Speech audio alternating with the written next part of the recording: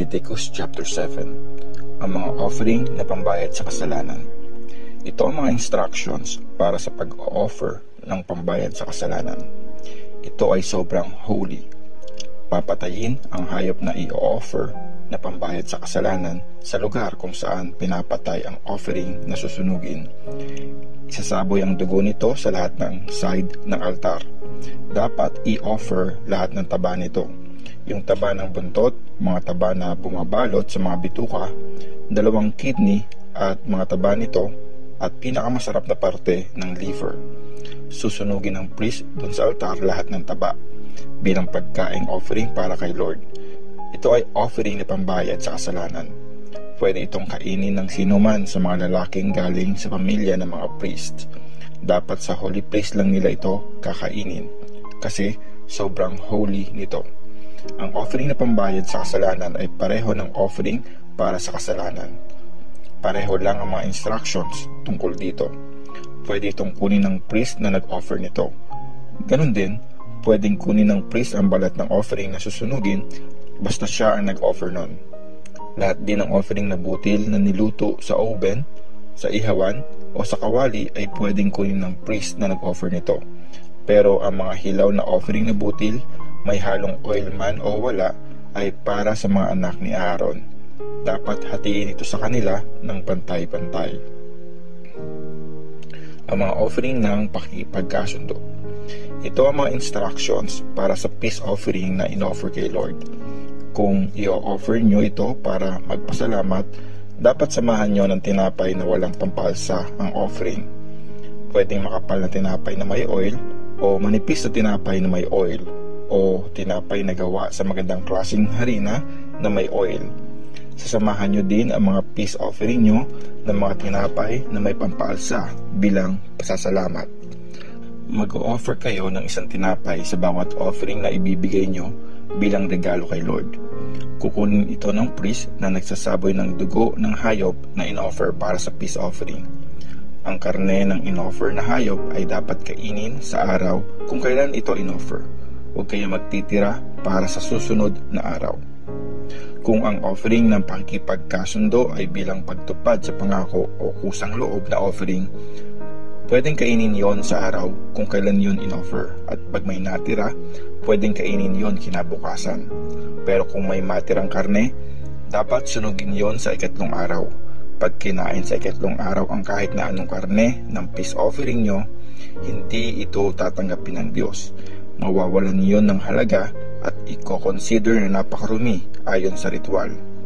Ang kumain nun ay mananagot at paparusahan. Lahat ng karne na dumikit sa mga kinoconsider na marumi ayon sa ritual ay di dapat kainin. Dapat yung sunugin. Yung ibang karne ay pwedeng kainin ng mga taong kinoconsider na malinis ayon sa ritual. Pero sino mang marumi ayon sa ritual na kakain ng karne na galing sa peace offering ay itatakwil sa bayan ng Diyos. Kung sino man sa inyo ang humawak sa mga kinoconsider na marumi ayon sa ritual, tao, hayop o anumang bagay na marumi, tapos kumain kayo ng karne galing sa peace offering para kay Lord, itatakwil na kayo sa bayan ng Diyos. Sinabi ni Lord kay Moses, sabihin mo sa mga Israelites, huwag niyong kakainin ang taba ng toro, ng tupa o ng kambing. Pwede niyong gamitin ang taba ng hayop na basta na lamang namatay o kaya pinatay ng mabangis na hayop. Basta huwag niyong kakainin. Sino mang kumain ng taba ng hayop na in-offer kay Lord ay itatakwil na sa bayan ng Diyos. Di kayo dapat kumain ng dugo ng mga ibon o ng hayop kahit saan kayo nakatira. Sino mang kumain ng dugo ay itatakwil sa bayan ng Diyos. Sinabi ni Lord kay Moses, sabihin mo sa mga Israelites, sino man sa inyo ang mag-offer kay Lord ng peace offering ay dapat magbukod ng parte nito bilang special offering kay Lord. Kayo dapat mismo ang magdala nito bilang pagkaing offering. Dapat dalhin nyo ang taba ng hayop kasama ang pitsyo nito para i-offer nyo bilang offering na itataas kay Lord. Susunugin ng priest sa altar ang taba, pero ang pitsyo ay para kay Aaron at sa mga anak niya. Ang kanang hita ay bibigay sa priest bilang peace offering. Bibigay yon sa priest na nag-offer ng dugo at taba ng hayop na in-offer para sa peace offering. Ako mismo ang kumuha ng pitso na itataas at ang kanang hita galing sa mga offering ng mga Israelites para sa akin na binibigay ko naman kay Aaron na priest at sa mga anak niya. Ito ang share nila forever galing sa mga Israelites. Ito ang parte ng mga offering kay Lord na para kay Aaron at sa mga anak niya sa oras na ma-ordain sila bilang priest para mag-serve kay Lord. Ito ang inutos ni Lord na ibigay sa kanila nung inanoint sila. Ito ang share nila forever na galing sa mga Israelites hanggang sa mga susunod na generations. Ito ang mga instructions para sa offering na susunugin, offering na butil, offering para sa kasalanan, offering na pambayad sa kasalanan, offering sa pag-ordain at peace offering. Binigay ni Lord ang mga utos nito kay Moses doon sa Mount Sinai nung inutusan ni Lord ang mga Israelites na dalhin sa kanya ang mga offering nila doon sa desert ng Sinai. Leviticus chapter 8. Ang pag-ordain kay Aaron at sa mga anak niya. Sinabi ni Lord kay Moses, papuntahin mo si Aaron at ang mga anak niya sa entrance ng banal na tent at ipadala mo sa kanila ang mga damit na para sa priest, ang oil na gagamitin sa pag-a-anoint, ang batang toro na offering para sa kasalanan, ang 2 lalaking tupa, at ang basket na may tinapay na walang pampalsa. Tapos, i-gather mo doon ang lahat ng mga Israelites. Ginawa nga ni Moses lahat ng sinabi ni Lord nung nasa entrance na ng banal na tent ang buong bayan. Sinabi ni Moses, ito ang inutos ni Lord na dapat gawin. Tapos, tinala ni Moses sa harapan nila si Aaron at ang mga anak niya at pinaliguan sila doon ayon sa ritual. Sinuot niya kay Aaron ang mahabang damit panloob, yung robe, yung sash sa bewang at yung ephod. Tapos, nilagay niya ito ng magandang belt. Sinuot niya din kay Aaron ang breastpiece. Tapos, nilagay doon ang Urim at Tumim. Sinuot niya din sa ulo ni Aaron ang turban. Tapos, sa harapan ng turban ay naglagay siya ng gintong decoration na tanda ng pag-dedicate sa kanya, gaya ng inutos ni Lord kay Moses.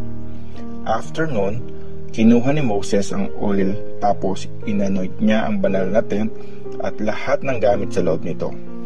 Dinedicate niya ang lahat ng mga ito kay Lord.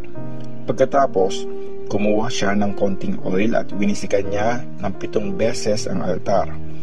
Inanoint niya ang altar at ang lahat ng kagamitan nito, pati na rin ang palanggana at ang patungan nito para i-dedicate ang mga ito kay Lord. Binuhusan niya si Aaron ng oil sa ulo, inordain at itinedicate. Tapos, iniharap naman ni Moses sa mga tao ang mga anak ni Aaron. Sinuotan sila ng damit, ng sash sa bewang at ng turban sa ulo nila, gaya ng inutos ni Lord kay Moses. Dinala ni Moses sa unahan ang batang toro bilang offering para sa kasalanan. Pinatong ni Aaron at ng mga anak niya ang kanilang kamay sa ulo ng batang toro. Tapos, pinatay ni Moses ang batang toro. Kumuha siya ng dugo at pinahiran niya ang mga sungay ng altar gamit ang daliri niya para i-dedicate ang altar. Ang natirang dugo ay binuhos niya sa paanan ng altar. Dinedicate niya ang altar kay Lord at nilinis ito ayon sa ritual. Kinuha ni Moses lahat ng taba sa mga bituka ng batang toro, tapos ang pinakamasarap na parte ng liver at ang 2 kidney pati mga taba nito. Tapos, sinunog lahat ng ito ni Moses sa altar. Pero ang natira sa batang toro, ang balat nito, pati na ang karne at dumi nito ay sinunog niya sa labas ng camp, gaya ng inutos ni Lord. Tapos, dinala niya sa unahan ang lalaking tupang gagamitin sa offering na susunugin. Pinatong ni Aaron at ng mga anak niya ang kamay nila sa ulo nito. Tapos, pinatay na ito ni Moses. Winisikan ni Moses ng dugo nito ang lahat ng side ng altar. Kinatay ang lalaking tupa at sinunog ni Moses ang ulo nito, pati ang mga pira-pirasong karne at taba nito. Pagkatapos na mahugasan ang mga lamang loob at ang mga hita nito, sinunog ni Moses sa altar ang buong tupa. Ito ay offering na susunugin na magbibigay ng mabangong amoy na magpapasaya kay Lord. Ito ang offering na susunugin gaya ng inutos ni Lord kay Moses. Dinala niya sa unahan ang isa pang lalaking tupa para sa pag-ordain ng mga priest. Pinatong ni Aaron at ang mga anak niya ang kamay nila sa ulo nito. Tapos, pinatay na ito ni Moses. Kumuha siya ng konting dugo at pinahid sa balat ng kanang tenga, sa hinlalaki ng kanang kamay at sa hinlalaki ng kanang paa ni Aaron. Dinala niya sa unahan ang mga anak ni Aaron. Pinahiran din niya ng dugo ang kanang tenga nila at ang hinlalaki ng kanang kamay at paa nila. Tapos sinaboy ni Moses ang tirang dugo sa lahat ng side ng altar. Kinuha niya ang mga taba sa malapad na parte ng buntot, sa mga bitukan nito, sa pinakamasarap na parte ng liver, at sa dalawang kidney at ang kanang hita nito. Mula sa basket ng tinapay na para kay Lord, kumuha si Moses ng isang tinapay na walang pampalsa, isang tinapay na may oil at isang manipis na tinapay. Tapos nilagay niya ang mga iyon sa ibabaw ng taba at ng kanang hita ng lalaking tupa. Nilagay niya ang lahat ng ito sa kamay ni Aaron at ng mga anak niya. Tapos inoffer nila ito bilang offering na itinataas kay Lord. Kinuha ni Moses ang mga ito mula sa kanilang kamay at sinunog sa altar kasama ng offering na susunugin. Ito ay offering para sa pag-ordain bilang mabangong amoy na magpapasaya kay Lord. Kinuha ni Moses ang pitso at inoffer ito bilang offering na tinataas kay Lord. Ito ang share ni Moses sa offering ng lalaking tupa para sa pag-ordain gaya ng inutos ni Lord sa kanya.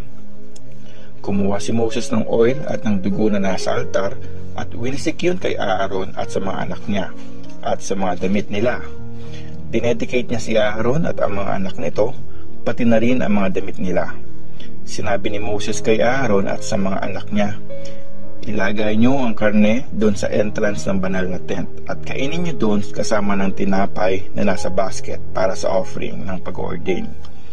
Ito ang utos sa akin. Kakainin yun ni Aaron at ng mga anak niya. Lahat ng matitira sa karne at sa tinapay ay susunugin niyo. Di kayo pwedeng lumabas sa banal na tent sa loob ng 7 araw hanggang matapos ang seremony ng pag-ordain sa inyo. Kasi 7 araw ang kailangan para ma-ordain kayo. Inutos ni Lord ito mga ginawa natin ngayon para malinis kayo sa kasalanan nyo. Dapat magstay kayo sa entrance ng banal na tent, araw man o gabi, sa loob ng 7 araw. Sundin nyo ang mga utos niya para di kayo mamatay. Kasi yun ang inutos sa akin ni Lord. Ginawa nga ni Aaron at ang mga anak niya lahat ng ito, gaya ng inutos ni Lord kay Moses.